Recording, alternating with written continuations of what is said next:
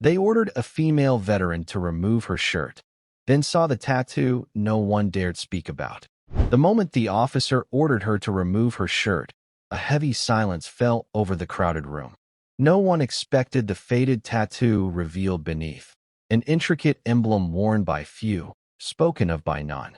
It was a mark that told a story of battles fought in shadows, of sacrifices unseen, and of strength quietly carried through years of silence. This was not just a woman breaking rules. She was a veteran of an elite force, humble, resilient, and bearing a history few dared to acknowledge. What happened next would shatter assumptions and ignite a wave of respect that had long been overdue. When those gathered finally understood the weight behind the tattoo, the legacy it represented, they were forced into stunned silence. And before I forget, let us know in the comments where you're watching from. I love seeing how far these stories reach. And if you're new here, consider subscribing to our channel so you don't miss tomorrow's special video. I guarantee you won't want to miss it. Now let's jump in. The line outside the Benton County DMV stretched around the block by 7:40 a.m. It was one of those mornings when the air sat still and cold, the kind that made breath visible and conversations quieter. A slow drizzle clung to the windows. Fluorescent lights flickered behind security glass, and beneath a crooked sign that read, "License Renewal, Veterans Line Available." No one seemed to move faster for anyone, veteran or not. She stood near the back of the line. Loose jeans, steel-toed boots dulled with time, a charcoal gray long-sleeve tee tucked into a heavy utility belt. Her flannel overshirt was tied at the waist, slightly damp. Her auburn hair, streaked with gray, was tied back in a low, neat bun. She didn't speak, didn't fidget, just stood, still, like the kind of stillness you only learn when silence was once life or death. Most people barely glanced at her. Some saw a mechanic. Others a woman past her prime, trying to get through a long morning. No one noticed her left hand had the calloused precision of someone who once disarmed tripwires. No one noticed the worn patch sewn into the corner of her back pocket, a faded SEAL team insignia barely visible under years of wash and sun. The clerk inside didn't look up when he waved the next few people forward. A younger man behind her side. "Been here forever," he muttered. She gave him a small nod, the kind that says, "Yeah, but we wait anyway." He didn't recognize her. Few ever did. When her turn finally came, the staffer barely met her eyes. "What do you need?" "License renewal, with veteran status added." The man motioned her to the back desk. That's when it started. Another clerk, thinner, louder, with a plastic badge that said temporary staff, Collins, looked up with annoyance as she approached. "You the one for the vet status check?" he said, voice echoing. She nodded. "Proof of service?" he asked. She handed over a worn manila folder. Inside, discharge papers, commendation letters, and a single black and white photograph of a unit standing in front of a C-17, their faces blurred by the wind, eyes squinting against the sun. Collins barely looked. "Don't see a DD-214 in here. You got it on you. It's on the next page." He flipped it. Still didn't read. Just frowned. "Sorry, ma'am. You'll need a secondary form of ID and visible verification of service-related tattoos or physical markers. State policy." She blinked, slow. "Excuse me." He leaned back in his chair. "If you can't verify it with additional documentation, I'll need to confirm any military tattoos. Especially since you're claiming elite unit status. We've had people lie before." His voice wasn't cruel, just careless, like a man who'd never known the sound of a teammate's last breath. "Remove your outer layer. We'll make a note if it checks out." The room had gone quiet. She looked up slowly, calm, controlled, and said nothing. But in that moment, something shifted. The silence stretched. A few people looked up from their phones. The woman behind the front desk stiffened slightly, sensing the tension. Even the young man from earlier, the one who'd sighed about the wait, leaned forward just a little. Collins tapped his pen against the desk, trying to reassert control. "Ma'am, I don't want to make this difficult, but if you want the designation, you'll need to comply. That, or come back another day with full documentation." He said it with the tone of someone convinced he held authority over her life. She didn't move. Instead, She slowly unlooped the flannel from her waist, folded it, and placed it neatly on the counter. Then, with steady hands, she reached behind her neck and pulled the long-sleeve shirt over her head in one clean motion. The room wasn't prepared for what it saw. Her back bore no ordinary tattoo. It spanned her shoulder blades, inked in deep, weathered black, the unmistakable wings and anchor of the Naval Special Warfare insignia. But there was more. Intertwined in the lines were names, dates, coordinates, symbols so specific and clean, only those who'd served would even understand their weight. But what silenced the room wasn't the tattoo itself. It was the scar that curved from her spine to her lower ribs, jagged, pale, and surgical. The kind left behind after emergency medevac. The kind no civilian should carry. The kind no one ever speaks about, especially not in places like this. She stood still, facing away from them, her breathing steady. The air was colder now. One of the older men waiting in line lowered his phone. He stared, eyes wide. He didn't say a word, just pressed his lips together and slowly gave a single, respectful nod. Collins cleared his throat, now clearly unsure. Okay, I think that'll suffice, he muttered, reaching to stamp the paperwork. But his hand hesitated. Wait, came another voice. It belonged to a woman in uniform, a state trooper who had entered the room just moments before, unnoticed. She stepped forward. Her voice was quiet but firm. I know that tattoo. Collins looked at her, confused. The trooper didn't break eye contact with the woman. SEAL Team 4. Yemen. Fall of '03. You were one of the medics on Extraction Red Hill. Still, the woman said nothing. She simply pulled the shirt back over her shoulders, calm as before. The trooper exhaled, a whisper of reverence in her tone. I thought you were dead. Behind them, someone whispered, Who is she? Collins stepped back, his earlier posture gone. The woman picked up her flannel and draped it over her arm. You don't have to process my form, she said quietly, without bitterness. I'll come back another day. But as she turned to leave, the trooper spoke again, this time louder. No, you've earned this. And suddenly, everyone in that room knew. They hadn't just asked the wrong question. They had awakened a history they weren't ready to carry. Outside the DMV, the rain had slowed to a mist. She walked with a calm, measured pace, not fast, not slow, just purposeful. The shirt clung slightly to her skin, the wet fabric darkening the outline of her back. She didn't look back. She never did. Not when it stung. Not when it passed. The name on her license was Eleanor Graves. Most just called her Ellie. To the DMV, she was a number in a queue. To her neighbors, she was the quiet woman who fixed tractors and occasionally mowed the front lawn at the community center. She lived alone on the edge of town, in a small ranch-style house that backed up against the hills. To those who served during the Red Hill extraction, she was something else entirely. Inside the DMV, the trooper was still standing, frozen in a mix of disbelief and awe. Her name was Officer Karen Blake, a former military police sergeant turned state law enforcement. She remembered the Red Hill incident with painful clarity. 5 SEALs had been pinned behind a collapsed building after an ambush in rural Yemen. Ellie Graves had gone in, not once, but 3 times, under fire, pulling them out one by one. She wasn't supposed to make it back. I read your name in a memorial report, Karen whispered to herself. Collins said nothing. His face was pale now. I didn't know. Karen turned on him. That's the point. People like her don't walk around wearing medals. They just carry the weight. Out in the parking lot, Ellie moved toward an old, rusted pickup truck. The kind with mismatched paint on the tailgate and a duffel bag in the passenger seat. Her license plates were plain. No decals. No flags. The only mark was a tiny, sun-bleached bumper sticker that read NSDR, a phrase known only to those in her world, no SEAL team rescued. As she started the engine, a flash of memory broke through the drizzle. Sand. Screams. Blood on her hands. The last man she carried from Red Hill, Lieutenant Marco Delaney, had bled out 5 feet from the evac chopper. She remembered his grip on her wrist. The way he'd whispered, "Don't let them forget us." But they had. That's what happens when you live quiet. When you don't talk about your past.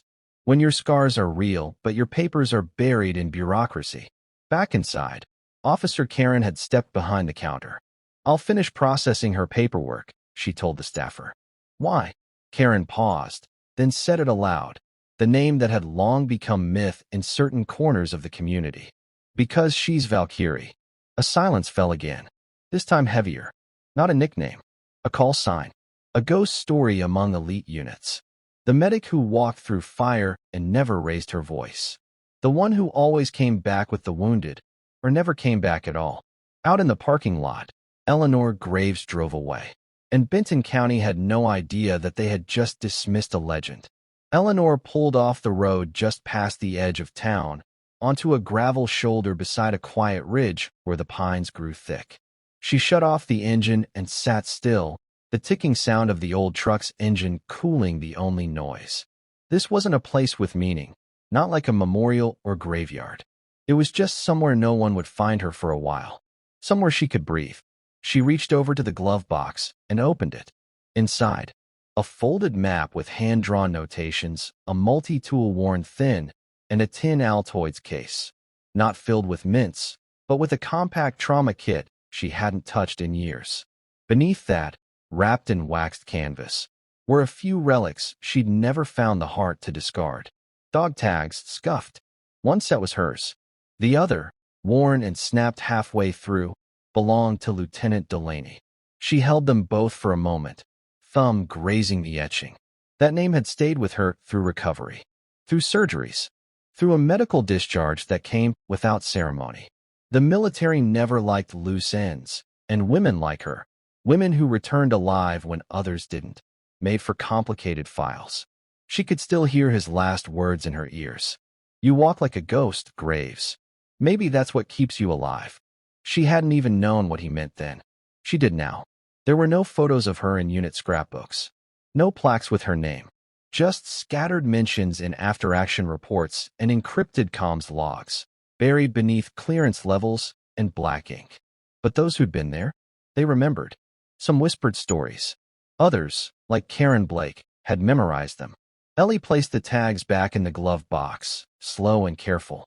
Then she stared out through the windshield, rain trailing down the glass like slow-moving veins. In town, the rumor would already be growing. Some would say it wasn't true, that the DMV woman couldn't be that Valkyrie. Others would remember details, stitch together timelines, and grow quiet. But Ellie didn't care about that. She hadn't come here to be remembered. She came here because her father had died last year, and someone needed to tend the land he left behind. She came here because people needed their trucks fixed and their fences mended. And because somewhere along the line, a quiet life had become more honorable than the medals left in a drawer. A knock on the driver's side window startled her. It was Karen. No lights, no sirens, just her patrol car parked behind. Ellie rolled the window down. Karen held out an envelope, the completed paperwork from the DMV, already stamped, sealed, and marked Veteran Verified. Didn't want you to have to go back, she said softly. Ellie took it without a word. Their eyes met. Two soldiers in different uniforms, connected by something beyond protocol. Karen hesitated, then asked, "You still carry the tattoo?" Ellie gave a small nod. Karen smiled faintly. Good. Some things deserve to be seen. Karen didn't stay long. She gave Ellie a look of quiet respect, the kind only another service member could give, and turned back to her patrol car. No small talk. No awkward questions. Just understanding.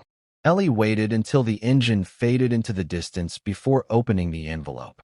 Inside was her renewed driver's license. Crisp, fresh, and stamped with the veteran designation in clean black letters at the bottom. She traced her finger across it, then placed it in her wallet without ceremony. She didn't need the label. But Lieutenant Delaney had once told her that visibility mattered, that people needed to see what quiet service looked like. Still, it felt strange. She started the truck again and drove the long road toward home, tires crunching on gravel, rain sliding in sheets down the windshield. Her house sat beyond a wooden cattle gate at the end of Hollow Bend Road. A hand-painted sign beside the mailbox read GRAVS Auto and Farm Repairs. People didn't ask what the letters stood for.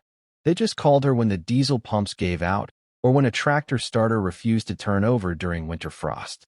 It wasn't just her work that kept them coming back. It was her silence, her stillness, her precision. There was something about Ellie that made people instinctively trust her, even when they didn't know why. She backed the truck up beside the barn, killed the engine, and stepped out. Her boots landed with a soft thud on the dirt. She moved toward the workshop, swinging open the doors and revealing a space cleaner than most clinics. Tools hung in exact rows on pegboards, wrenches organized by size, lubricants and parts boxed and labeled with near-military discipline. In the corner, a framed roster of SEAL Team 4 leaned behind a welding mask, the only photograph she'd ever allowed herself to keep in the open. The names were typed, some crossed out in black ink. Delaney, Cutter, Reyes, Lee, Simmons, Graves, all there, all marked by time. She ran her hand across the top of the frame, then moved toward the workbench. A radio crackled faintly in the background, the community channel. Static, then voices. Something about a mechanical failure out at one of the dairy farms near Milton Hollow. Generator failure. Emergency backup down. Cattle feed system stalled. Ellie wiped her hands on a rag and picked up her keys. Another job. Another quiet fix. Another day to disappear into the work that kept her moving forward. But as she walked out of the barn, something made her pause. Out near the road, a black SUV had pulled onto the shoulder, idling with its headlights dimmed. It didn't belong to anyone in town. And Ellie Graves, former Valkyrie of SEAL Team 4, knew without a shadow of a doubt. That wasn't an accident. The SUV didn't move. It sat there like a question mark on the shoulder of Hollow Bend Road, quiet and still, just far enough to pretend it wasn't watching, but close enough that Ellie knew it was. She stood in the barn doorway, the soft wind pressing against her flannel shirt, watching. Its windows were tinted too dark for town ordnance.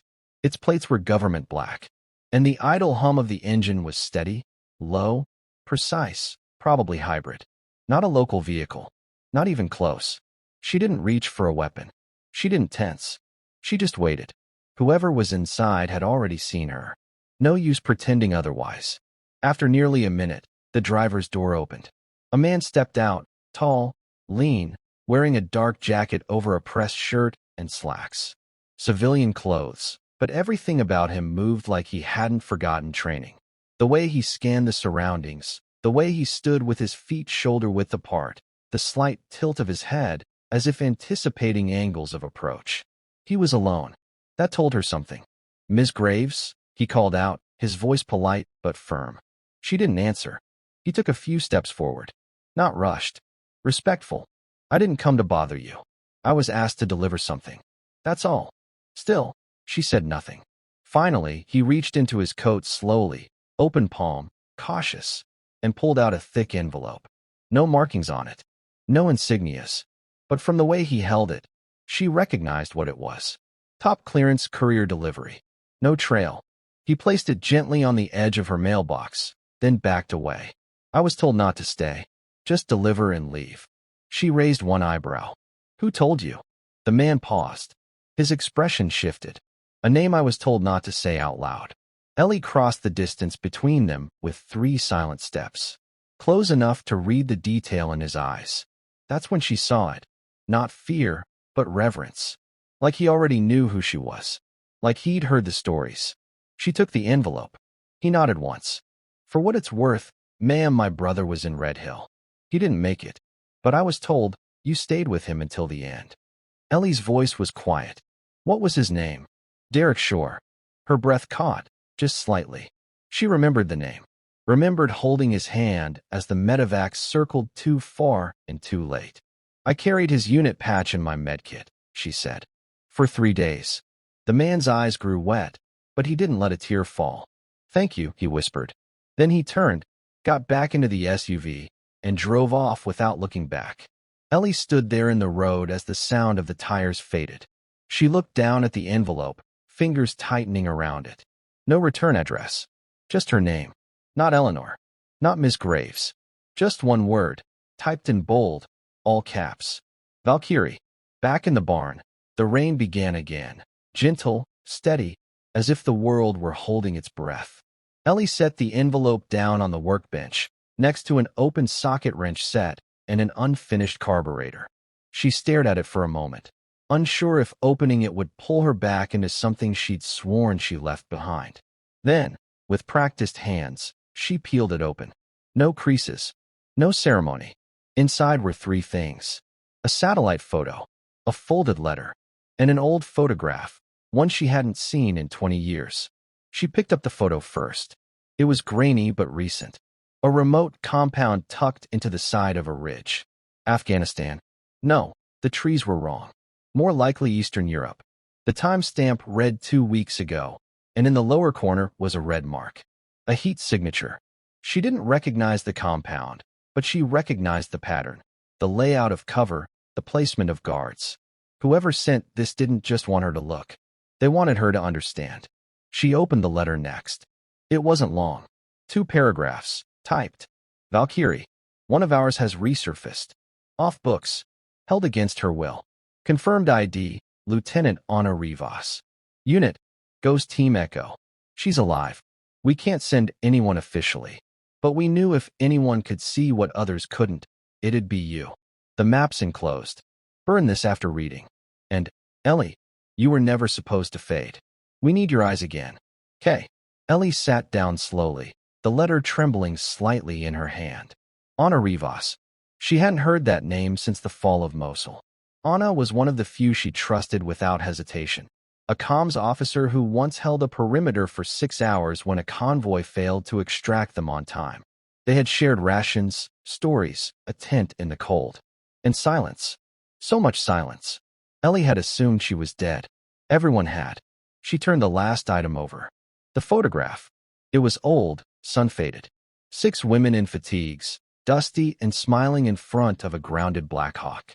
Arms around each other, laughing despite the storm clouds overhead.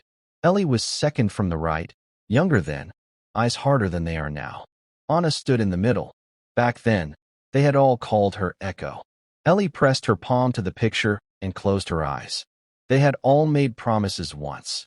If one of us goes dark, the rest don't forget. Most forgot. Tom does that. But Ellie didn't. She stood up, walked to the far side of the barn, and unlocked the cabinet she hadn't opened in 10 years. Inside, her old duffel, a sealed medkit, tactical boots, and a soft, folded cloth, gray, heavy, her team jacket, the one with her call sign stitched inside the collar. Valkyrie. She placed the letter in the burn barrel, lit a match, and watched it turn to ash. Then she turned off the light and stepped out into the storm. By dawn, the barn was locked, the truck cleaned out, and the animals fed for what might be the last time in a while. Ellie had left no note. Just a single envelope taped to the inside of the door with instructions for her neighbor, Mr. Kincaid, a retired mechanic with a bad knee and a better heart. It simply read, "Feed twice daily. Diesel tanks full. Take the eggs. Keep the rest. Back soon. Maybe." Then she walked into the house one last time. The living room was neat, not spotless, but lived in with quiet dignity. A few photos lined the mantel. Her father at his wedding, her niece in graduation robes, a worn group shot of volunteers from the local VFW handing out meals after a flood. Nothing of her past. Not visibly. But behind the bookshelf, tucked in a hollow wall panel, lay a sealed lockbox. She opened it. Inside was a battered field journal. Coordinates. Names written in code. A single burner phone with only 3 numbers programmed. She powered it on. All 3 contacts showed the same status. Inactive. Except one. Keegan. A moment of hesitation, then a long press. 1 ring. 2. A click. Took you long enough. The voice was dry, grizzled, but unmistakable. Sergeant Major Keegan Arlo. Once her commanding officer. Now presumed dead or retired, depending on who you asked.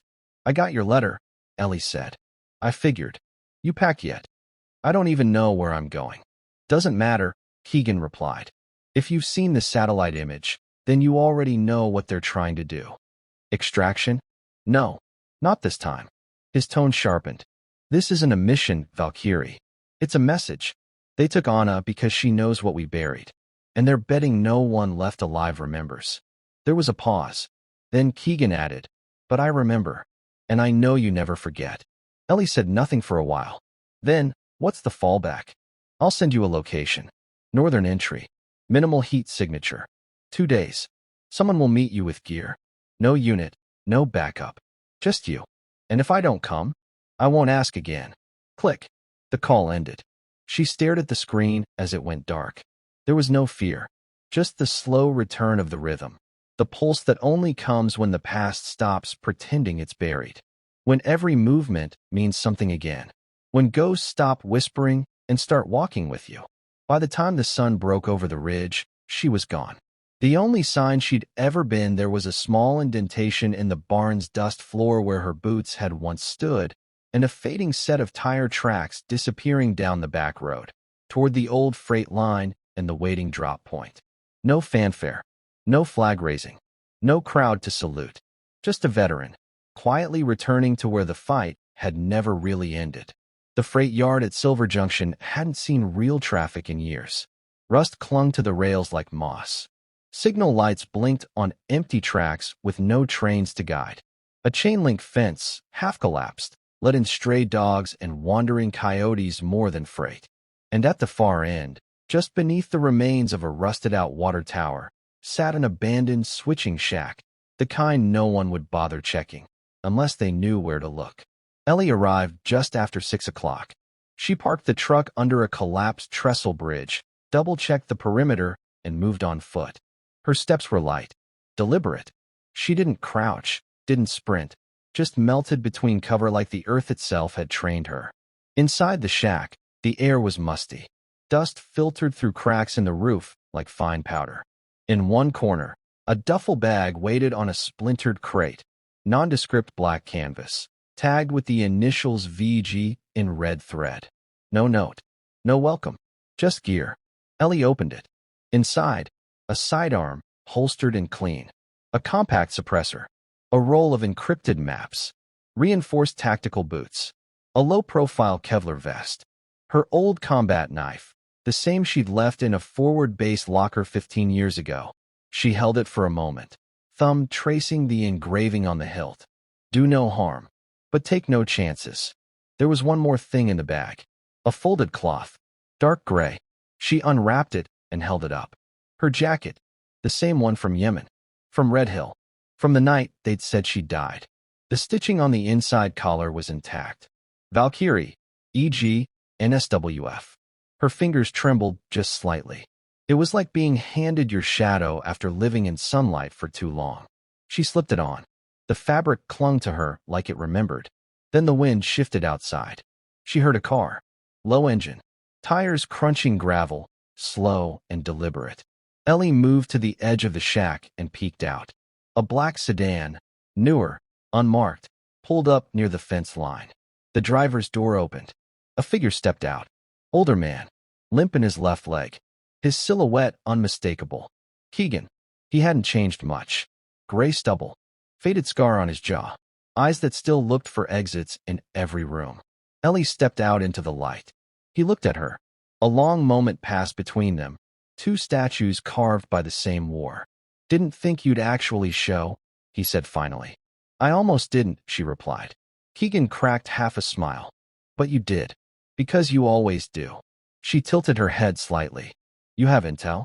He nodded, walking toward the shack, his limp more pronounced than before. She's alive.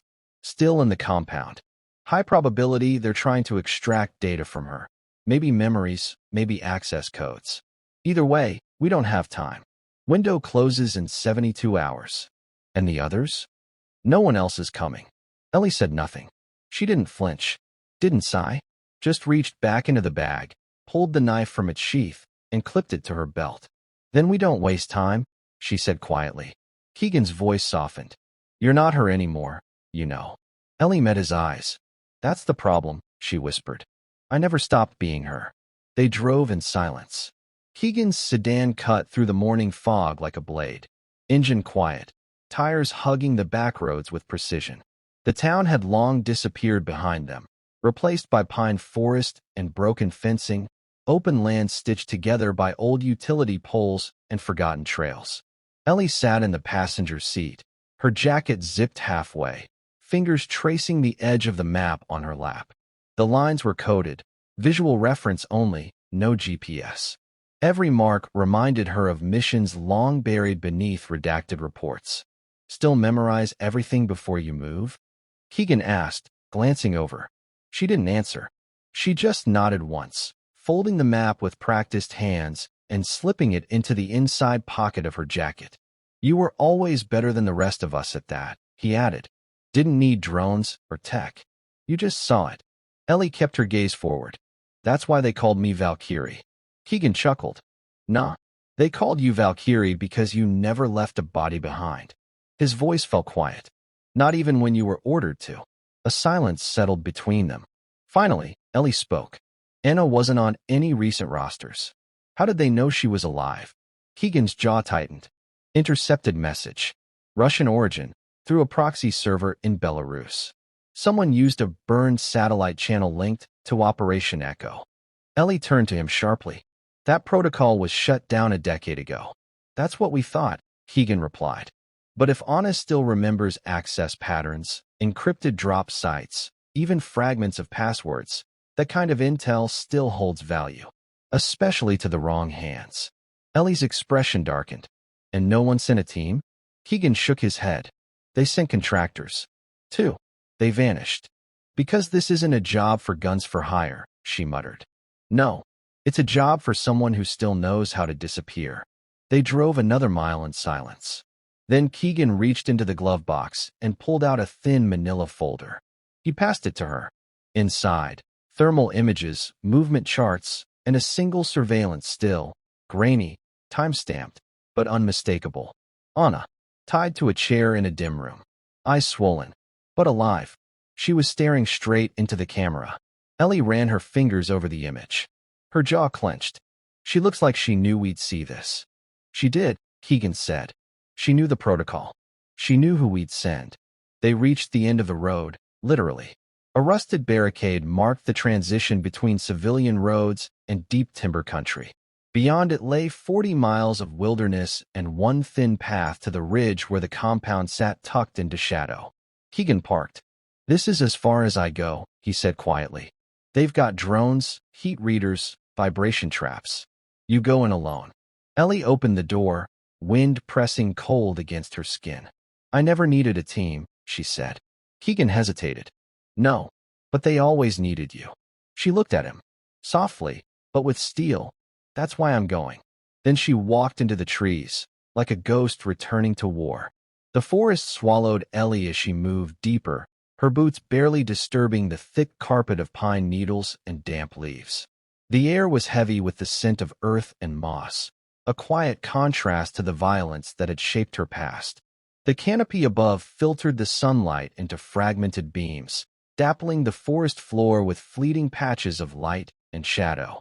Every step was deliberate, every breath measured, trained over years of silent patrols and high-stakes operations. Her senses sharpened, the faint, rhythmic hum of distant generators, the low murmur of muffled voices, and the subtle crack of a twig snapping a few yards ahead. The compound was close now, hidden just beyond a thick curtain of trees and underbrush. She crouched behind a moss-covered boulder, pulling out the encrypted maps. The perimeter was well fortified, sensors spaced with deadly precision, patrol routes looping every 15 minutes, and surveillance cameras with glowing night vision lenses silently blinking in the growing dusk. No drones hovered overhead yet, but she knew that was only a matter of time. Her fingers traced the lines on the map, each marking a threat, a blind spot, a chance for entry. The entire layout screamed of careful preparation. This wasn't a makeshift holding cell, but a fortress designed to keep secrets buried and prisoners silent. In the stillness, a memory flickered. Anna, laughing through exhaustion, passing her a cigarette wrapped in foil, whispering, "We'll make it out. We have to." It was a promise and a plea, and Ellie clung to it like a lifeline. Moving with the grace of a shadow, Ellie skirted the tree-line, keeping to the darkest patches. Her eyes caught a faint glint of metal near the dirt. A nearly invisible tripwire stretched across the path. A ghost of her old life smiled quietly at the trap. Still the same, she whispered. She knelt carefully, producing a thin wire cutter from her vest. With meticulous precision born from years of disarming deadly devices, she severed the wire and disabled the trap without triggering the alarm. Each step closer heightened her awareness. The sounds of the compound, distant footsteps, the low murmur of voices, the occasional barked order, filled the air. She scanned the imposing compound walls, tall fences topped with razor wire, watchtowers manned by guards clad in black tactical gear.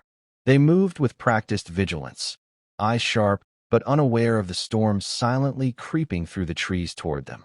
Her comm crackled softly. "Value copy?" She tapped twice in reply. "Go," came Keegan's voice, low and steady.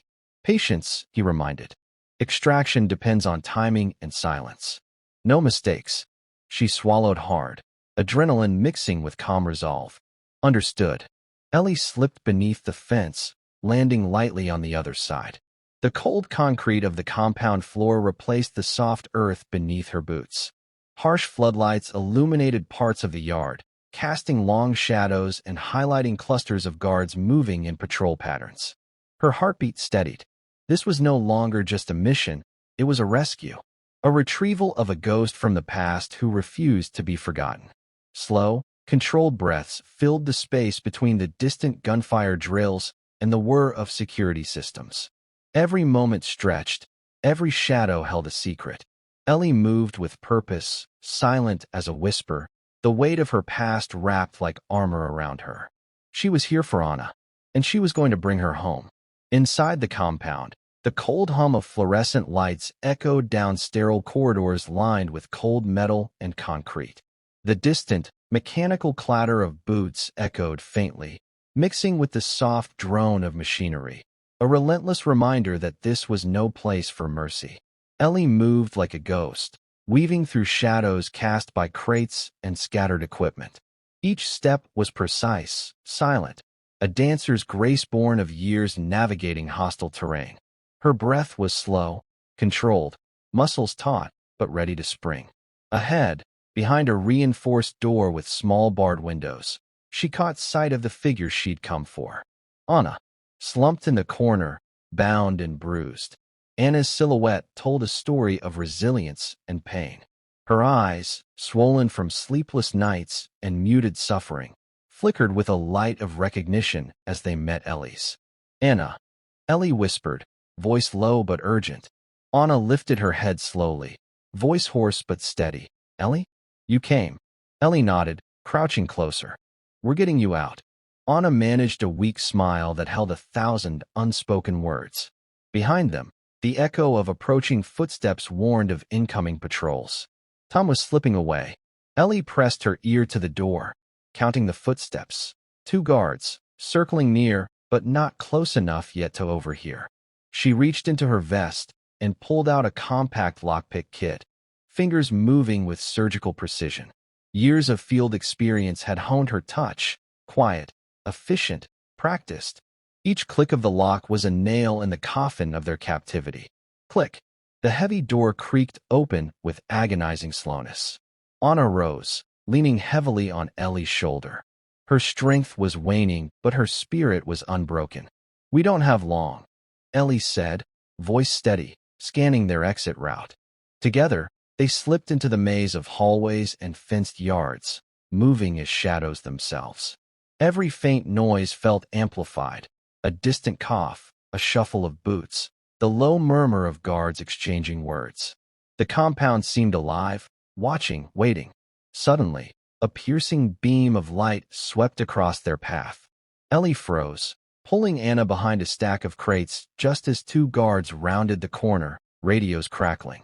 The guards' voices were sharp, their movements deliberate. Ellie's eyes scanned rapidly, then spotted a ventilation shaft low to the ground, just within reach. Without hesitation, she grabbed Anna and slipped into the narrow opening. The duct was tight, dust thick and choking in the stale air. Crawling through the metal tunnel, they moved slowly but urgently, every scrape and shift a calculated risk. The guards shouted, their footsteps pounding closer, but the narrow vent shielded Ellie and Anna from sight and sound. At the vent's exit, Ellie peeked out cautiously.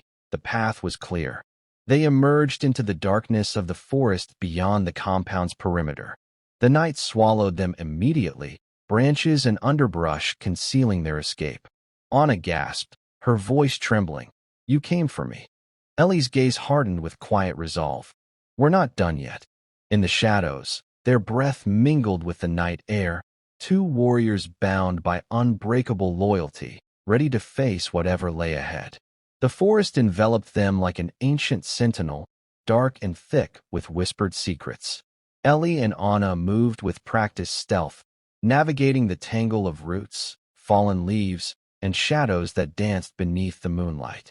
The night air was crisp, carrying the scent of pine and damp earth, the kind of smell that clings to skin after days spent in silence and solitude.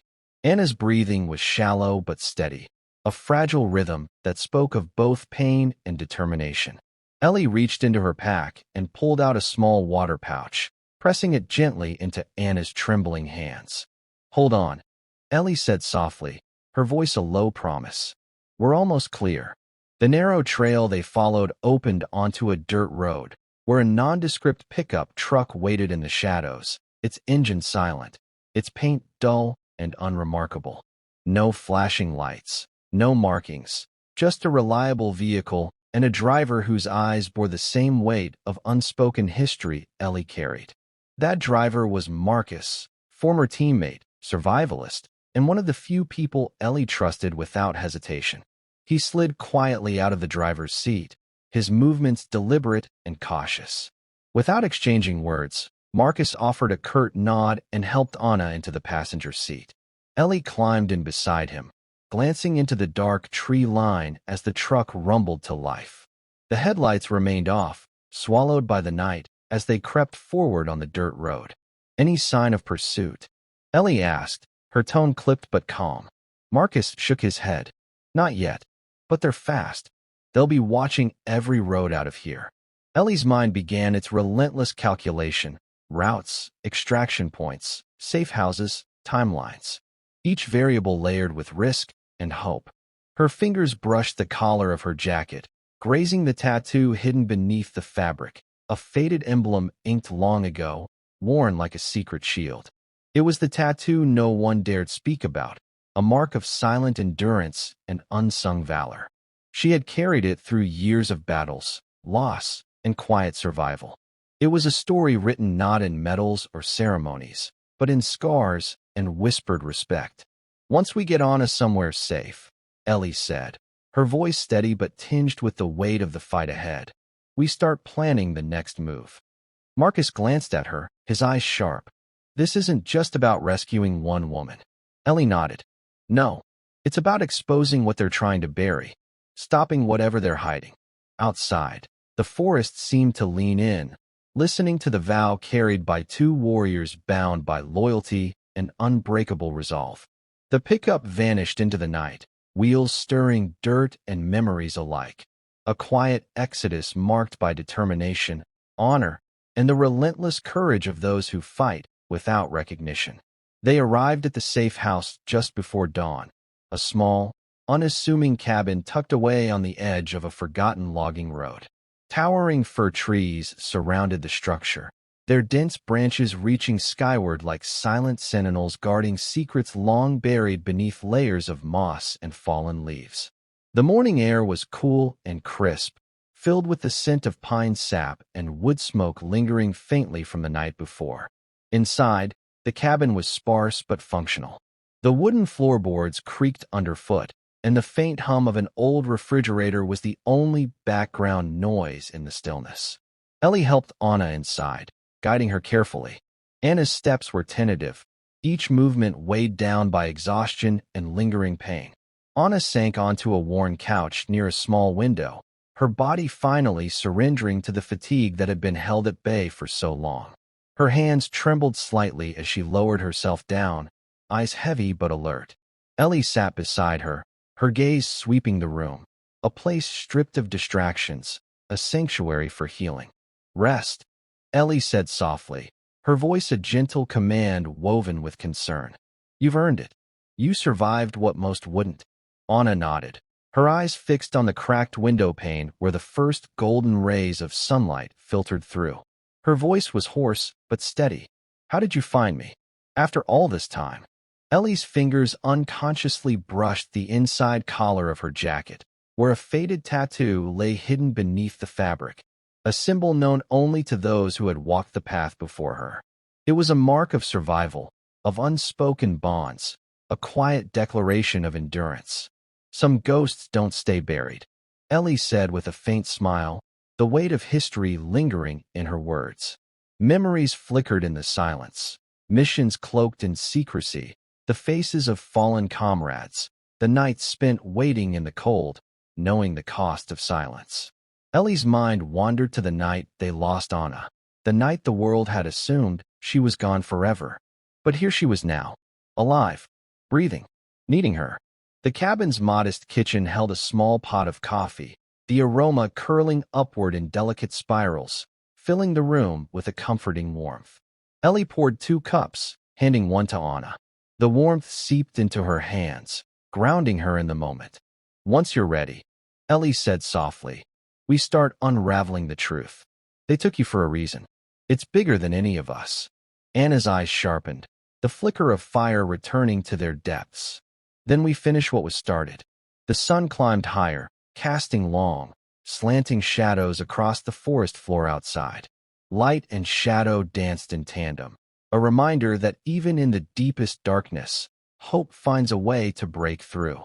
Ellie settled back in her chair, watching Anna rest but never forgetting the road ahead. The quiet fight was far from over. But for the first time in a long while, the weight of the past seemed lighter, carried not alone, but together. The safe house was quiet except for the low hum of a laptop and the occasional rustle of papers. Around the worn wooden table, Ellie, Anna, and Marcus gathered, each carrying the weight of years carved into their faces, eyes sharpened by battles both seen and unseen. The room's dim light cast long shadows, echoing the heaviness of the mission ahead. Ellie's fingers traced a complex route on the map pinned to the wall, a narrow path winding through rugged terrain toward the compound's supply line. "This is our target," she said quietly but with unyielding clarity. "Cut their resources. Force them to shift their focus. Disrupt their operations. If we can sever their supply, we can buy time and create openings." Marcus nodded, his gaze steady. "Timing is everything. Move too soon, and they'll tighten security. Move too late, and Anna's already compromised. We need precision." Anna, pale but resilient, leaned forward, her voice firm despite the exhaustion etched into her features. "They took me because I knew critical intel, codes, locations, protocols. But I memorized backups, contingency plans. We have leverage. If we use it right, we can turn their weapons against them." Ellie's gaze met Anna's, pride, pain, and fierce determination all blended into one. "You kept the mission alive when they thought you were gone. Now it's time to finish it." Plans solidified with careful precision. Roles were assigned to each member of their quiet unit. Trusted contacts for extraction points, backup communications, and contingencies. Their preparation was meticulous, leaving no room for error. The faint hum of the laptop and the rustling of maps were the soundtrack to a mission honed by discipline and silent resolve. In the background, Ellie's tattoo, hidden beneath her jacket, seemed to pulse with unspoken strength, a symbol of the battles she carried on her skin and soul. It was more than ink. It was a promise of honor, a reminder of the weight of her past, and the promise of justice yet to come. The following days were a blur, gathering supplies in the dead of night, coordinating with old allies, running through simulations and contingency plans. Each step forward was measured, every decision filtered through years of experience and a deep desire to right the wrongs that had been done. On the final night before the operation, Ellie stepped outside into the cool night air. The breeze whispered through the trees, carrying the scent of pine and earth. She looked up, eyes tracing the stars scattered across the velvet sky, silent witnesses to countless battles fought in shadows and silence. There were no speeches, no fanfare, just the steady beat of resolve, the calm before the storm. Her breath came steady, controlled, the rhythm of a warrior preparing for one last fight. Behind her, the cabin was quiet, a sanctuary for healing and planning. Ahead lay uncertainty and danger. But Ellie was no stranger to the unknown. At first light, the team moved out, not as scattered souls or forgotten warriors, but as a unit reborn, forged by honor, resilience, and the unbreakable bonds of loyalty. Every step forward was driven by truth, justice, and the quiet strength of those who refused to give up, no matter the cost. The first light of dawn seeped slowly over the horizon, painting the rugged landscape in soft hues of gold and rose. The world seemed to hold its breath in that quiet moment, as if waiting for justice to finally unfold. Ellie, Anna, and Marcus moved with steady purpose, silent, precise, and resolute, as they approached the heart of the supply compound. The tension that had gripped them for so long now transformed into a focused calm. Years of pain, loss, and unspoken sacrifice throbbed beneath Ellie's skin like the tattoo hidden beneath her jacket, silent but ever present. But now, that weight felt lighter. It was the weight of something about to be set right. Inside the compound, the team worked swiftly. Ellie's hands moved with the confidence of a seasoned warrior, disabling security systems, severing communication lines, and planting evidence that would expose the corrupt network lurking beneath layers of lies and deception. Every move was calculated, deliberate. No chaos, no wasted energy. Just the quiet precision of those who had survived too much to be careless. Anna watched with growing strength. The woman once broken by captivity now carried a fire that burned brighter with every passing moment. Ellie caught her gaze, a flicker of hope and fierce resolve, and knew this mission was about more than survival. It was a reclamation of dignity and truth. Outside the compound gates, reinforcements quietly assembled. Not armed soldiers, but local community members, trusted allies, and journalists. Cameras clicked, lights flickered on, and whispers spread like wildfire. The truth was about to be dragged out of the shadows and forced into the harsh light of day. The guards inside, once brash and confident, now faltered, their weapons lowered, eyes scanning the crowd that had gathered beyond the gates, witnesses who would hold them accountable. As commanding officers arrived, Ellie stepped forward. For the first time in years, the tattoo beneath her jacket was revealed, a bold, faded emblem marking a legacy of sacrifice and strength. It was no longer hidden or dismissed. It was a symbol of honor. The lead officer approached, eyes meeting Ellie's with a respect that was both new and long overdue. His voice was quiet, sincere.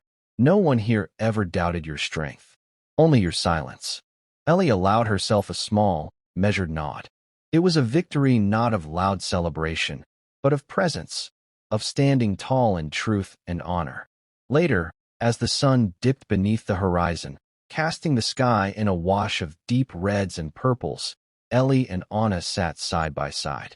The scars they bore, both seen and unseen, remained. But so did their unyielding strength. Anna reached over, placing a steady hand on Ellie's shoulder. "Thank you," she whispered. Ellie smiled softly, the weight of the past finally lifting. "We did this together." And as the night settled around them, the tattoo, the mark no one dared speak about, stood as a testament, not just to battles fought and lost, but to the quiet restoration of honor, dignity, and truth. Thank you for following this story. If you enjoyed it, please subscribe and share your thoughts below. Where are you watching from? Let us know in the comments. Stay tuned for more immersive tactical stories.